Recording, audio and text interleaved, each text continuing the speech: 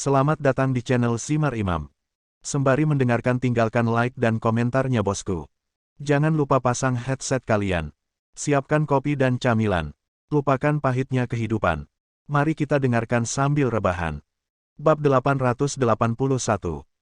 Setelah Bailang pergi, Chen Feng pergi ke lantai bangsal Bai Xian sendirian. Saat dia semakin dekat selangkah demi selangkah, suasana hatinya menjadi semakin gelisah. Langkahnya ibarat kegugupan yang dirasakan seorang pemuda saat pertama kali mengungkapkan cintanya. Bergerak maju dengan harapan, terus bergerak maju. Ketika saya akhirnya sampai di bangsal, saya melihat pintu bangsal terbuka. Sinar matahari menyinari pintu dengan lembut dari jendela jauh. Ruangan itu kosong kecuali seorang perawat yang sedang merapikan ruangan. Tempat di mana Bai Xian awalnya terbaring sudah kosong. Chen Feng masuk ke kamar dengan cepat dan berkata kepada perawat, "Halo, bolehkah saya bertanya, di mana pasien di ruangan ini? Apakah mereka sudah pindah bangsal?" Sebuah firasat buruk tiba-tiba muncul di hatiku.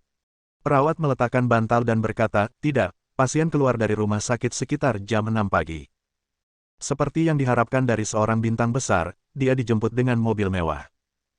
Saya dengar dia tidak suka kondisi medis yang buruk di sini, dan seseorang menyewa pesawat untuk mengangkut pasien. Dibawa kembali ke Yanjing." Berbicara tentang apa yang dia lihat sedini mungkin, perawat itu agak iri. Dibawa pergi dengan penerbangan charteran sungguh mewah. Kembali ke Yanjing. Hati Chen Feng tiba-tiba menegang. Dia jelas meninggalkan pesan untuk Bai Xian, memintanya pergi ke gedung keluarga Bai untuk berbicara baik. Mungkin, kali ini ikatan keduanya selama 3 tahun terakhir bisa terselesaikan. Tapi mengapa Bai Xian memilih pergi setelah melihat pesannya? "Apakah Anda Tuan Chen Feng?" Perawat itu tiba-tiba mendongak dan bertanya. "Ya, ya." Chen Feng tertegun sejenak sebelum mengangguk. Dia benar-benar panik. Perawat mengeluarkan catatan dari sakunya dan menyerahkannya kepada Chen Feng. "Saya menemukannya ketika saya sedang membersihkan bangsal. Maaf, tapi saya melihatnya. Seharusnya itu untuk Anda." Sebuah catatan. Chen Feng mengambil catatan itu dan perawat itu pergi.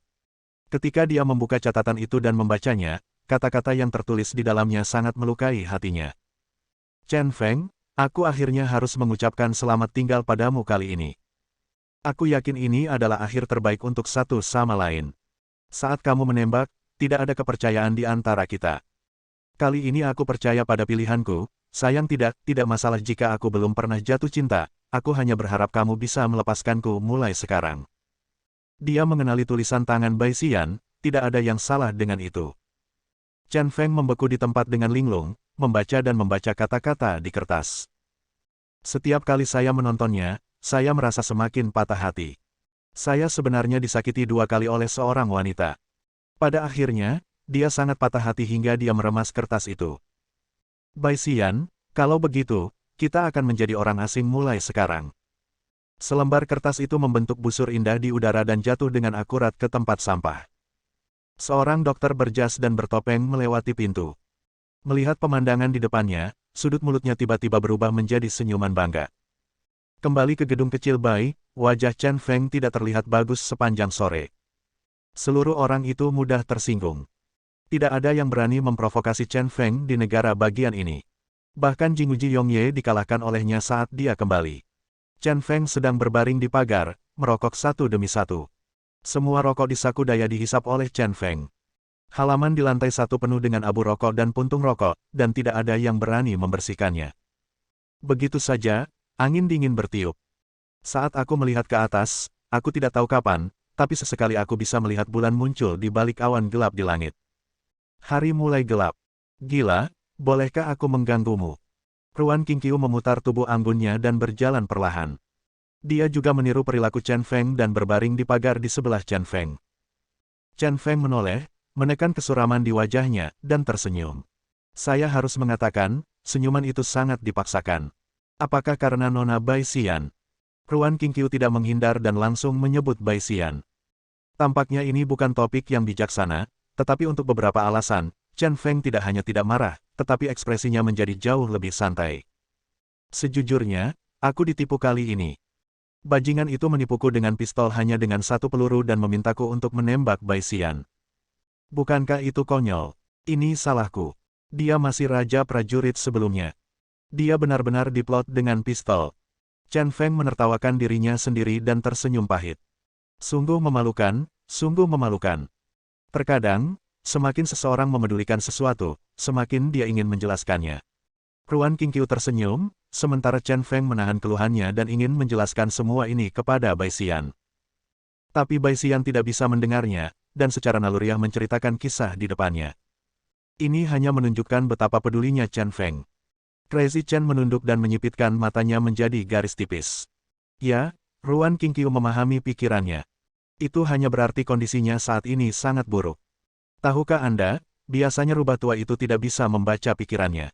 Apakah Bai Xian benar-benar memiliki pengaruh yang besar padanya? Biarkan dia kehilangan kesabaran seperti ini, memperlihatkan emosinya secara telanjang. Dia mengangkat kepalanya lagi, semua emosi di wajahnya hilang. Dia berkata kepada Ruan Qingqiu, "Qingqiu, jangan khawatir, aku tidak akan pernah muncul lagi seperti itu sekarang." Melihat perubahan Chen Feng, Ruan Qingqiu sangat mengaguminya. Kemampuan Chen Feng untuk menyesuaikan diri terlalu kuat. Dalam sekejap, dia menahan emosinya, dan itu sama sekali tidak terlihat dari luar. Tapi dia menggelengkan kepalanya dan berkata, "Gila, tidak ada salahnya melepaskan sesekali. Tidak ada salahnya merokok beberapa batang untuk menghilangkan kesabaran. Yang penting bisa mendapatkan kembali mood seperti kamu. Tapi aku sedang memikirkan sebuah pertanyaan. Cinta, ketika mencapai tingkat tertentu, sangatlah aneh, atau memanifestasikan dirinya dengan cara yang aneh. Misalnya, cintaku padamu adalah pemujaanmu sebagai raja.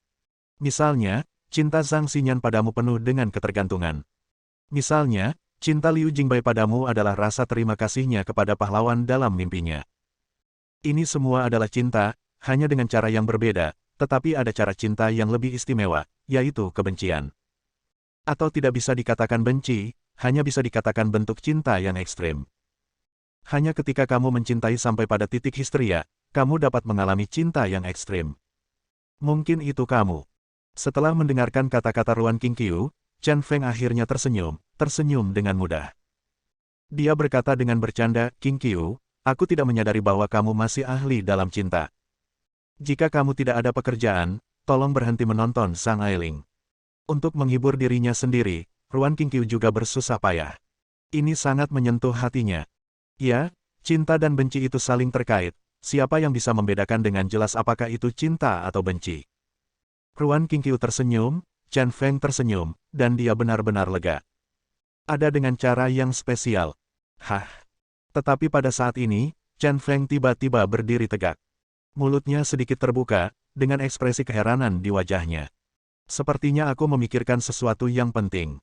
"Ada apa?" Ruan Qingqiu bertanya dengan rasa ingin tahu. Chen Feng mengangkat tangannya untuk memberi isyarat kepada Ruan Qingqiu agar tidak mengganggunya. Hampir 10 menit sebelum dia sadar kembali. Ekspresinya santai, matanya cerah, dan seluruh tubuhnya kembali ke sikap biasanya. "Qingqiu, maafkan aku ingat sedikit," kata Chen Feng sambil tersenyum. Ruan Qingqiu tidak menanyakan pertanyaan lebih lanjut, tetapi berkata, "Orang gila, saya telah meminta orang untuk membawa Lan Jishui dari rumah sakit ke gedung keluarga Bai.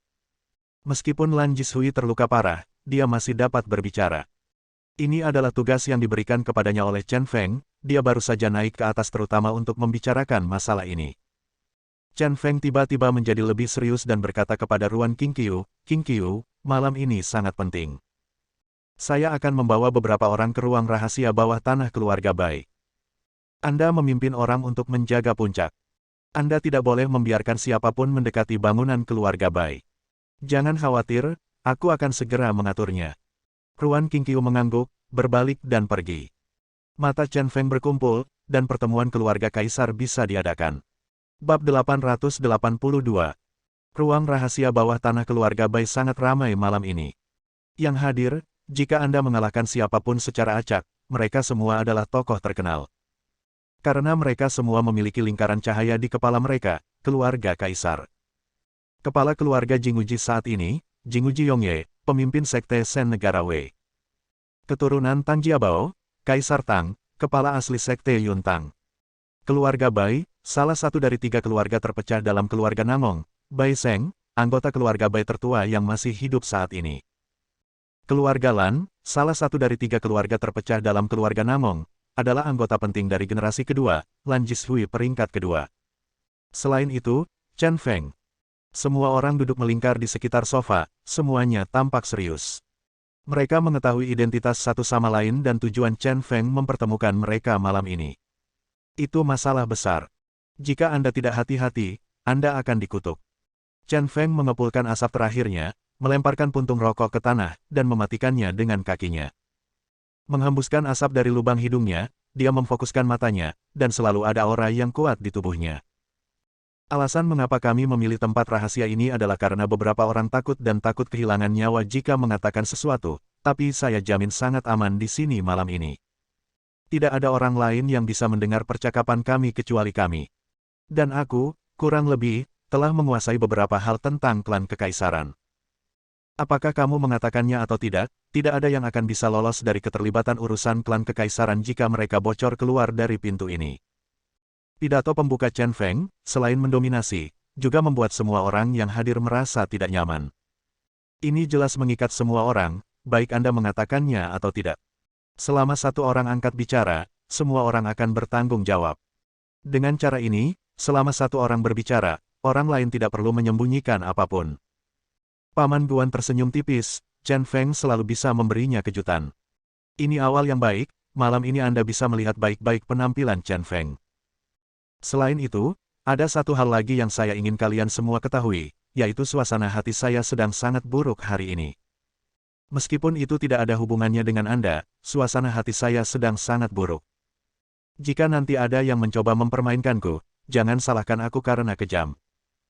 Tidak masalah jika banyak dari kalian lebih tua dariku, tapi jika harus mempermainkanku, meskipun kalian mengikatnya, kalian tidak bisa membodohiku. Satu hal lagi, meskipun yang terlemah di antara kalian semua berada di puncak kekuatan, dan yang paling kuat adalah Grandmaster tingkat menengah, di mata saya, mereka semua sial. Biarkan aku memberitahumu sesuatu yang tidak ingin kamu dengar. Jika kalian semua terikat bersama, jika aku benar-benar marah, aku bisa membunuh kalian semua. Singkatnya, jika kamu bekerja sama dengan baik, semua orang akan menjadi lebih baik.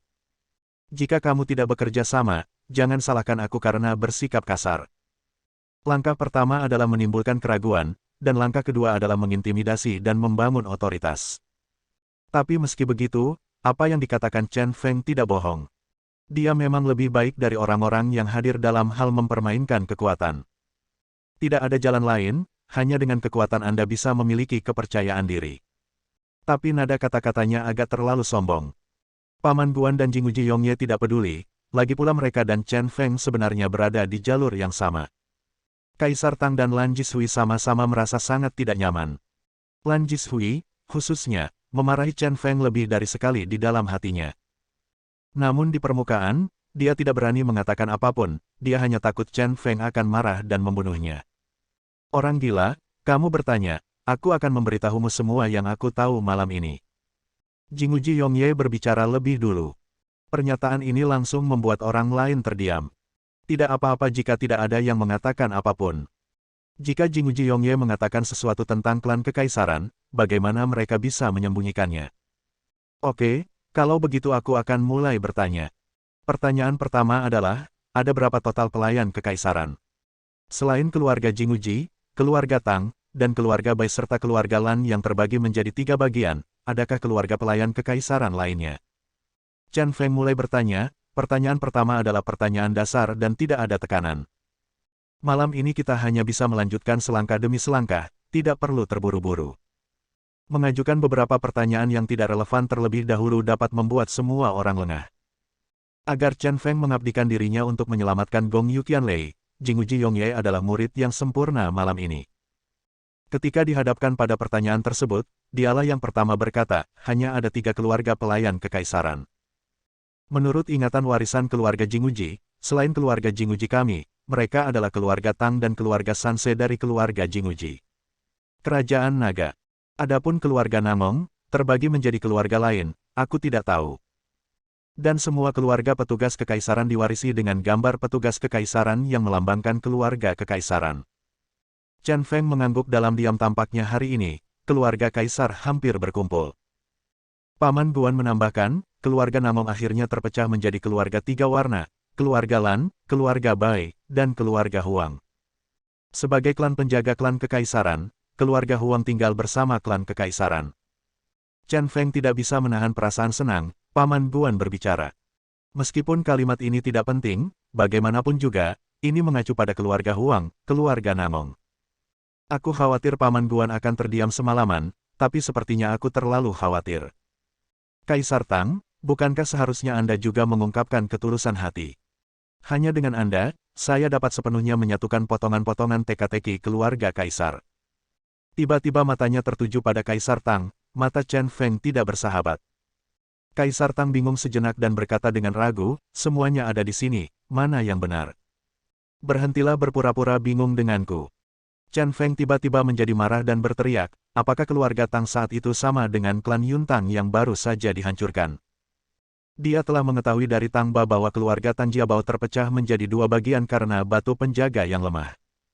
Beberapa dari mereka memasuki Gunung Kaiyun dan mendirikan gerbang Yuntang untuk melindungi rumput nyanyian dewa. Bagian lainnya berbentuk nama belakangnya dan memasuki dunia, menjadi kekuatan yang kuat di dunia. Sekarang klan Yuntang telah dihancurkan, kelompok kekuatan sekuler ini benar-benar mewakili keluarga Tang.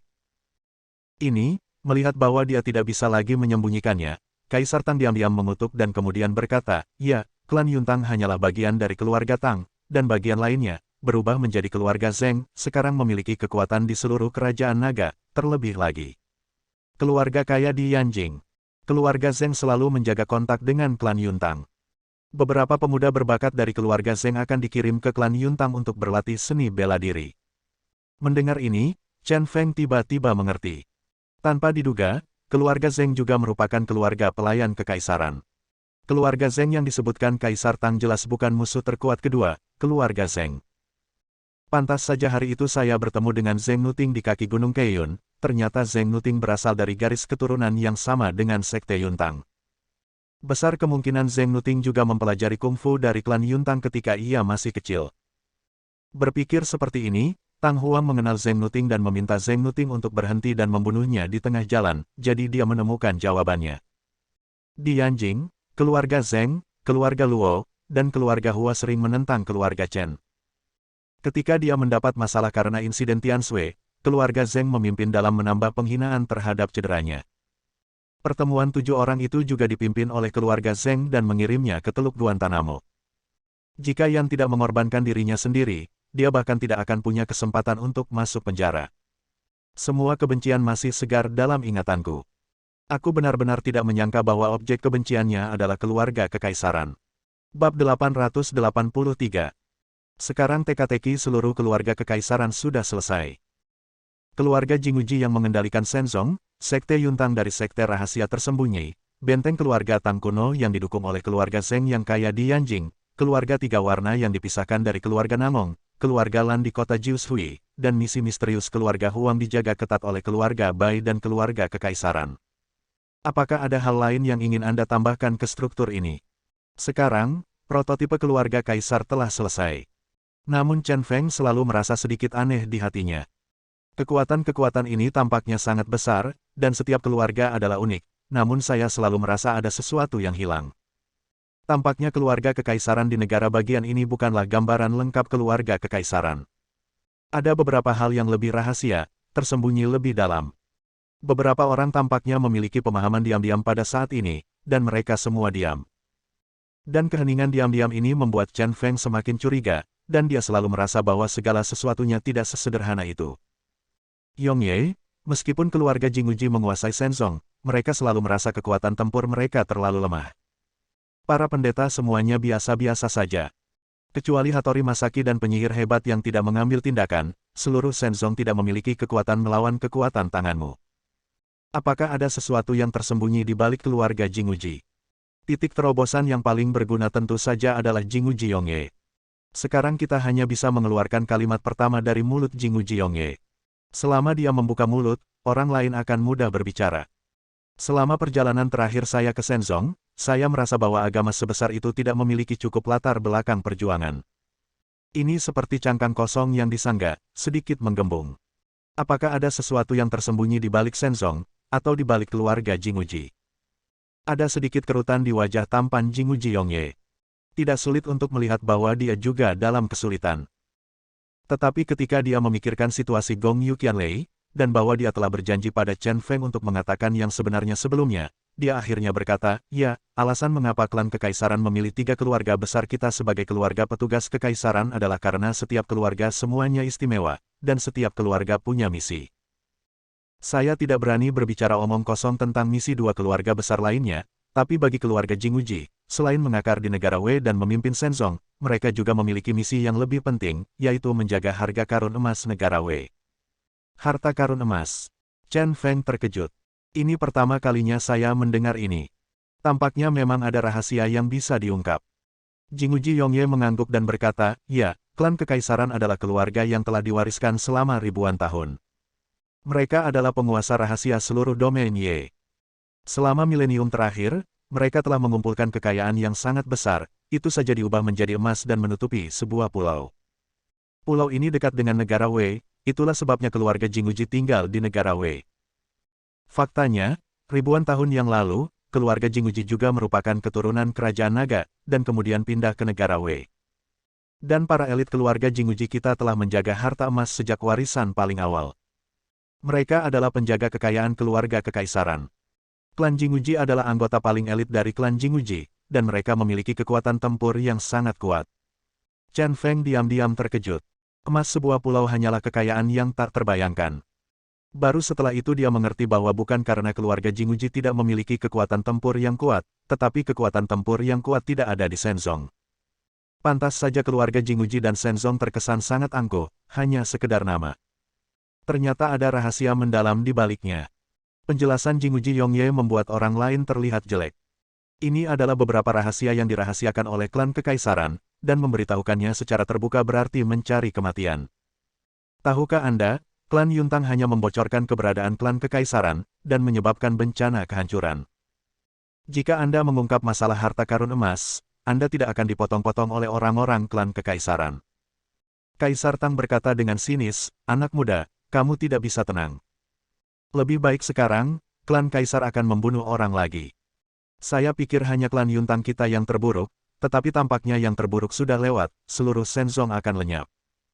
Kata-kata ini jelas merupakan ketidakpuasan terhadap Jinguji Yongye karena memberitahunya tentang harta karun emas. Meskipun Bai Sheng dan Lan Jishui tidak berbicara, ekspresi mereka jelek.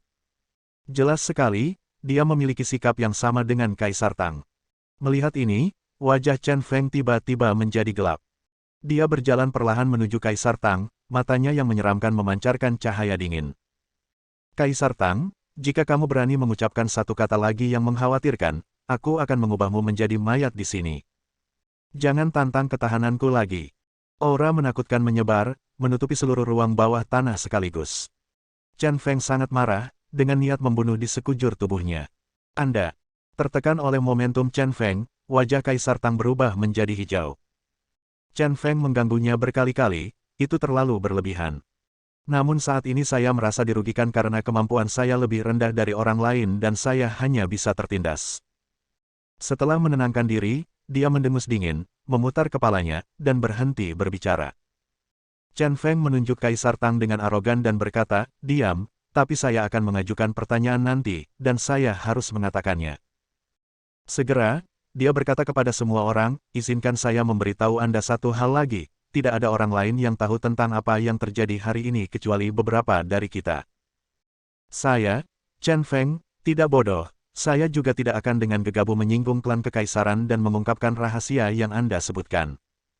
Mulai saat ini, semua orang adalah belalang yang diikat pada tali. Ingat, di sini, aku tidak akan membicarakan persahabatan kita sebelumnya dengan kalian semua. Kami hanya membicarakan banyak hal hari ini. Kalian semua sama bagiku sekarang. Izinkan aku mengatakannya untuk yang terakhir kali. Suasana hatiku sedang buruk hari ini. Jika kalian tidak bekerja sama, jangan salahkan aku karena kejam. Seluruh ruang bawah tanah kembali sunyi.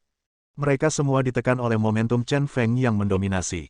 Bahkan Bai Sheng sedikit takut pada Chen Feng dari lubuk hatinya. Melihat bahwa dia telah mengendalikan situasi, Chen Feng bertanya kepada Kaisar Tang, Kaisar Tang, inilah waktunya bertanya padamu.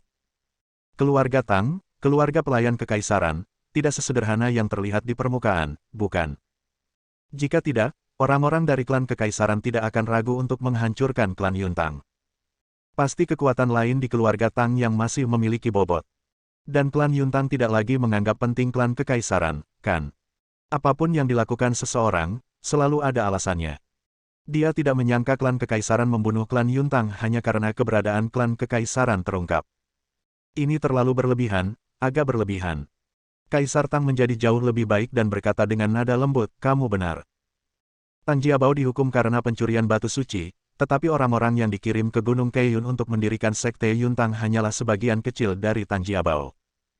Sebenarnya, peran sebenarnya dari sekte Yuntang adalah menggunakan tubuh manusia untuk meneruskan rumput nyanyian dewa. Dan keluarga Zheng yang mengganti nama belakangnya sebenarnya mendapat warisan terbesar dari Tang Jiabao. Menurutmu mengapa klan kekaisaran menghancurkan klan Yuntang tanpa ragu-ragu? Selain membocorkan informasi tentang klan kekaisaran, mereka juga mengetahui tentang hilangnya rumput nyanyian dewa.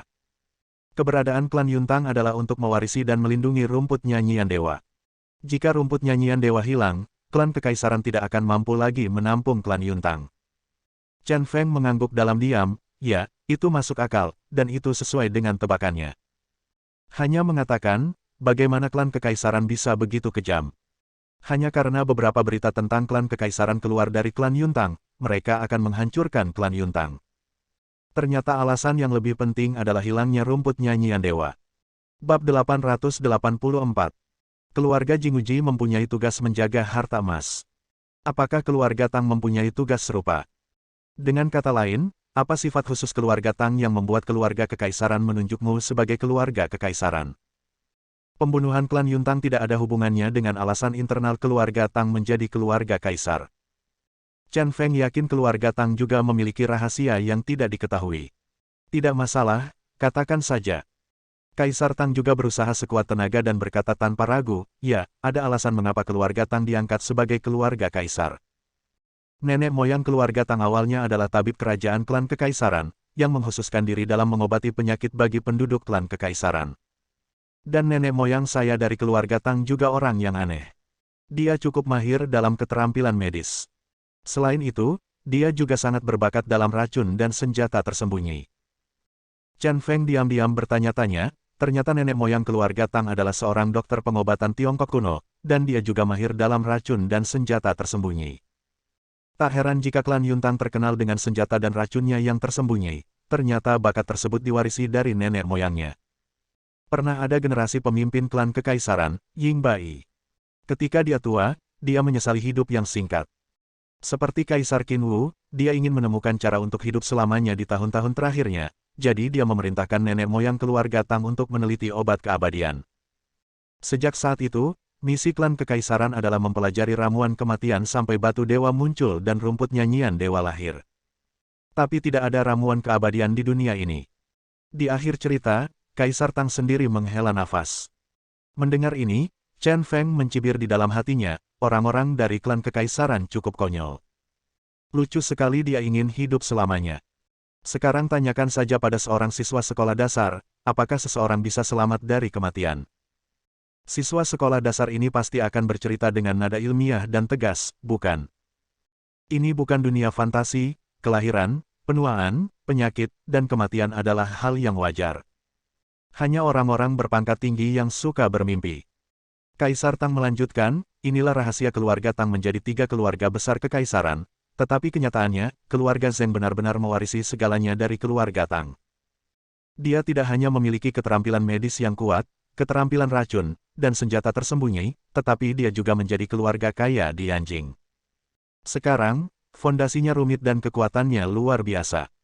Chen Feng tidak bisa menahan diri untuk tidak mengerutkan kening, apa yang dikatakan Kaisar Tang benar.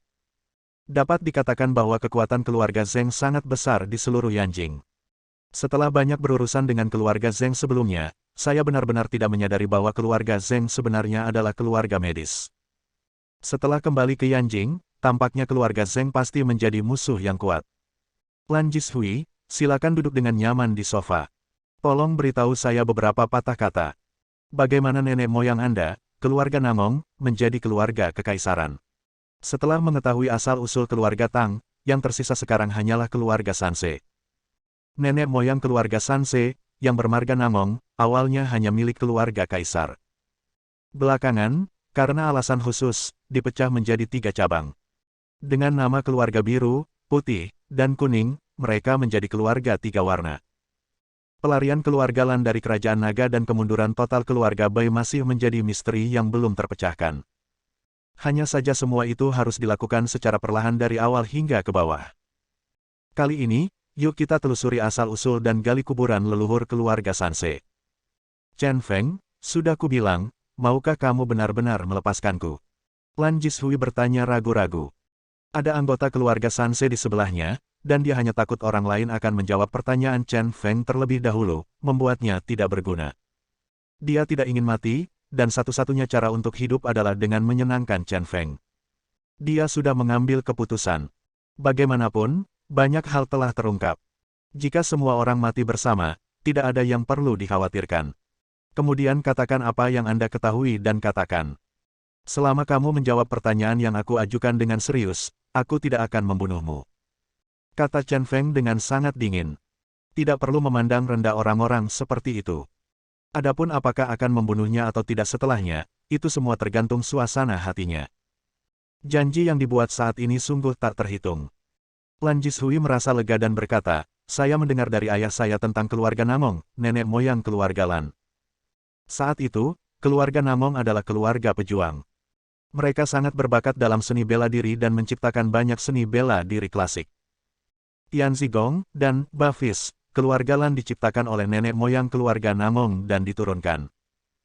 Baji Kuan dan panduan pisau, keluarga Bai juga diturunkan dari nenek moyang mereka, dan karena studi intensif mereka tentang seni bela diri, keluarga Namong berfungsi sebagai pengawal pribadi keluarga kekaisaran. Karena itulah keluarga Namong menjadi keluarga kekaisaran. Setelah mendengarkan cerita Lan Jishui, Chen Feng memandang Paman Guan untuk memastikan hal ini. Bai Seng mengangguk, membenarkan pernyataan Lan Jishui. Chen Feng terdiam sejenak, sedikit mengernyit dan berpikir diam-diam. Dengan kata lain, keluarga Namong adalah keluarga pencaksilat yang memiliki banyak kejeniusan dan telah menciptakan banyak ilmu bela diri yang sakti. Saya harus mengagumi ini. Baik itu, panduan pisau, atau kungfu kaisar, atau tinju baji, dan tinju ba, semuanya sangat unik dan kuat. Jika Anda bisa membuat 1 atau 2 buku, Anda sudah bisa bangga pada dunia. Untuk bisa menciptakan begitu banyak buku, bakat keluarga Namong sebenarnya bukan sesuatu yang bisa ditiadakan begitu saja. Tapi sekarang, juniornya sangat biasa-biasa saja.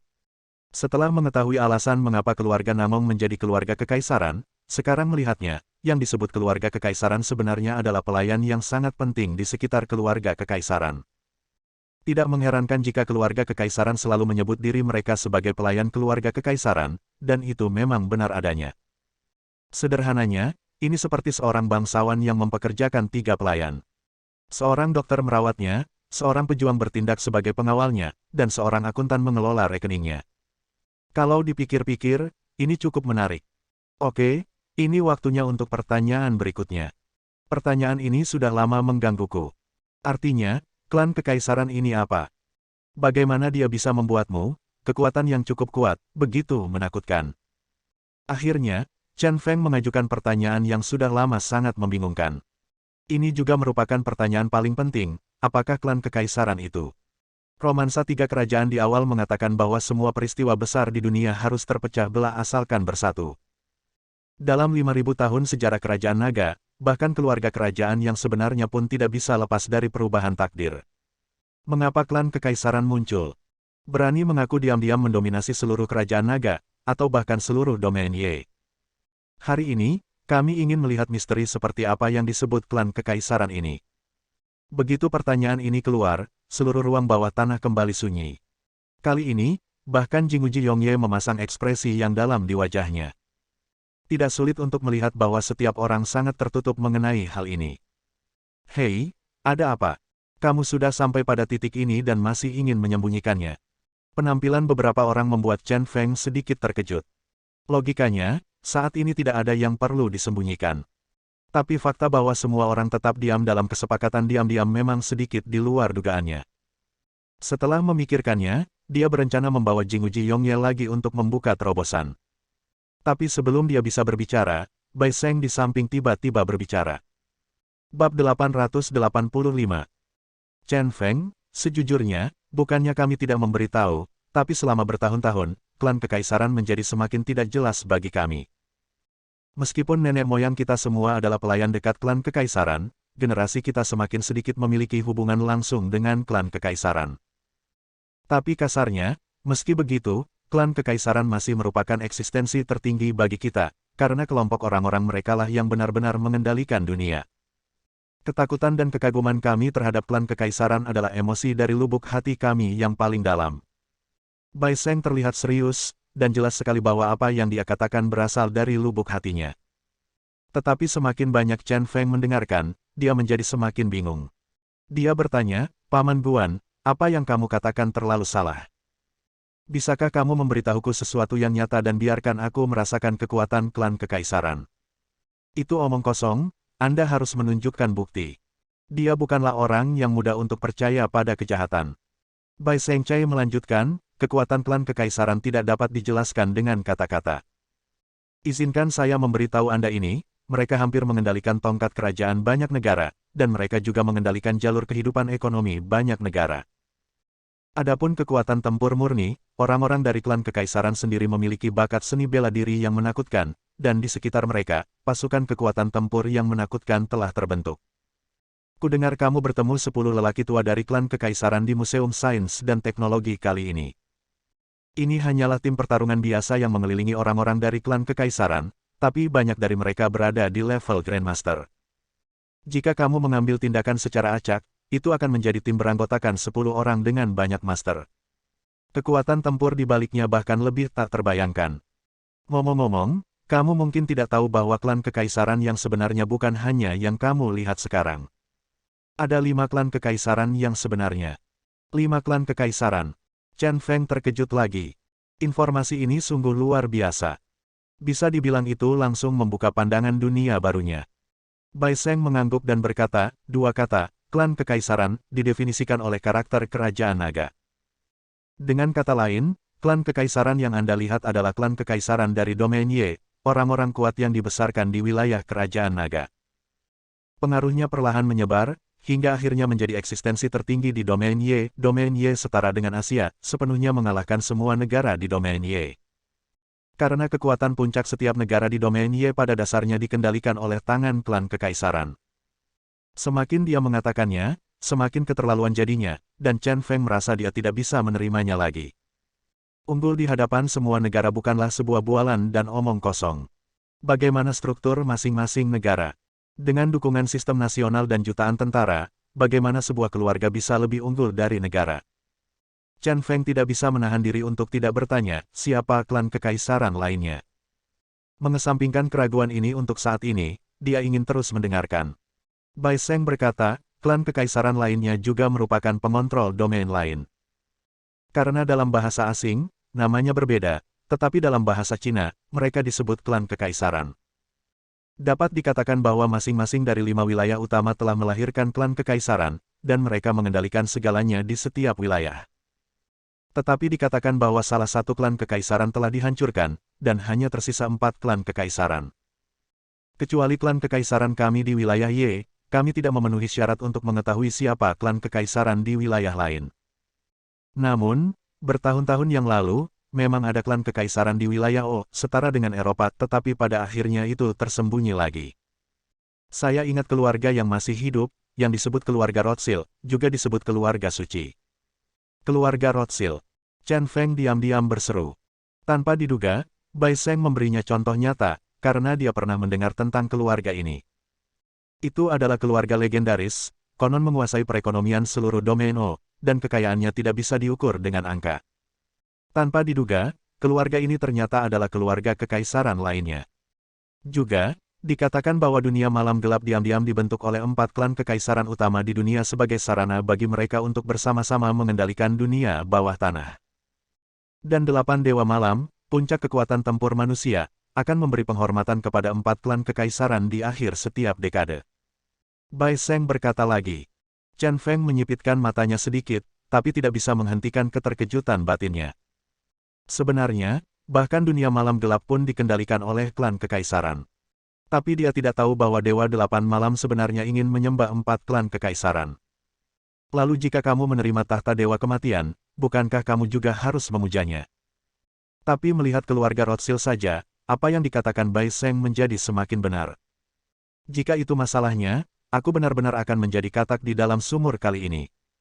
Setelah berkeliling dunia selama bertahun-tahun, saya masih belum mengetahui struktur dunia. Anehnya, di berbagai negara dan wilayah, terdapat pemontrol yang misterius dan menakutkan seperti klan kekaisaran. Mondar-mandir, kali ini bahkan orang gila seperti Chen Feng harus mencerna informasi yang diterimanya. Sejujurnya, informasi ini agak sulit untuk dicerna. Setelah berjalan di ruang bawah tanah dengan kepala tertunduk selama 10 menit, Chen Feng kembali ke sofa. Berjalan sedikit sangat membantu pencernaan. Saya harus mengatakan bahwa hari ini adalah pembuka mata. Air di klan kekaisaran jauh lebih dalam dari yang dia bayangkan. Awalnya saya mengira itu hanya sungai kecil, tapi kemudian saya menyadari bahwa itu sebenarnya laut. Oke, masalah klan kekaisaran dan klan kekaisaran akhirnya telah diklarifikasi. Selanjutnya, ada beberapa hal yang lebih detail untuk ditanyakan. Kerangka besar dunia kini sudah jelas, dan banyak hal akan lebih mudah dipahami. Chen Feng sekali lagi mengarahkan pandangannya pada Jinguji Yongye dan bertanya, Yongye, siapa orang di balik layar penggantian dewa? Tidak ada keraguan bahwa orang ini berasal dari klan kekaisaran, tetapi dia masih ingin mencari tahu siapa orang itu. Jinguji Yongye berkata, saya mendengar dari ayah saya bahwa utusan sucilah yang datang dengan perintah utusan suci. Kami hanya mengikuti perintah. Bai Seng di samping menambahkan, ketika klan kekaisaran menyampaikan perintah kepada kita, biasanya perintah itu disampaikan oleh perintah utusan suci. Perintah utusan suci dapat bereaksi dengan tanda gambar petugas kekaisaran di dada kita dan tidak akan pernah salah. Jinguji Yongye mengangguk dan membenarkan pernyataan ini. Bagi Chen Feng, pertanyaan ini sia-sia belaka. Tapi hal lain bisa dipikirkan.